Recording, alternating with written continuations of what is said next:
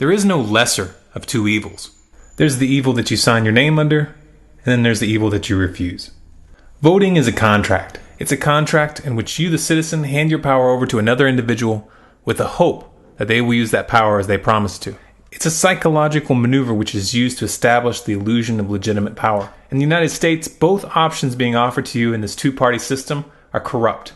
They both serve the same corporate mafia which lines the pockets of both sides of the aisle, and neither of them can be trusted any farther than you can throw them.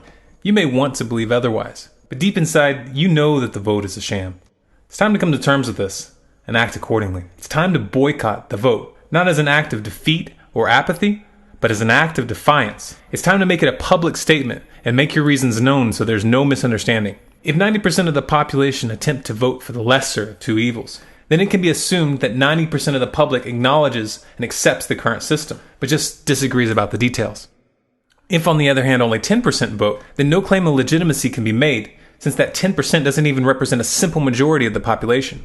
Internationally, low voter turnouts are regarded as a sign that the citizenry does not trust the electoral process. Therefore, to boycott the elections is a vote of no confidence in the system. We are way past the point of voting ourselves out of this situation.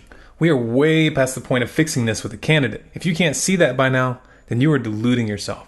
For those who want to point out the trivial differences in the platforms presented by the two parties, such as their stated positions on abortion or gay marriage, and who act indignant when I assert that both sides are the same in every way that counts, I have something I'd like to say to you guys.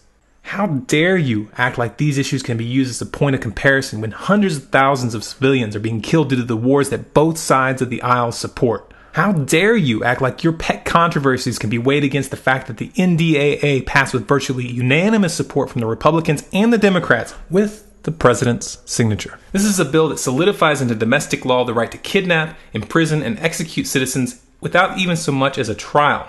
It's a bill that gives the military the right to operate anywhere and everywhere as a war zone, and to treat anyone and everyone as enemy combatants. Seriously, you have a lot of nerve to even try to assert that one of these clowns is slightly better than the other.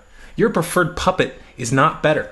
Even if you trusted their rhetoric, which only an idiot would do at this point, their rhetoric only differs on issues which the whole country is deadlocked on, and where no real change is likely to occur regardless of who wins. They are counting on the fact that you are too stupid to recognize this, and sadly, a lot of you are proving them right.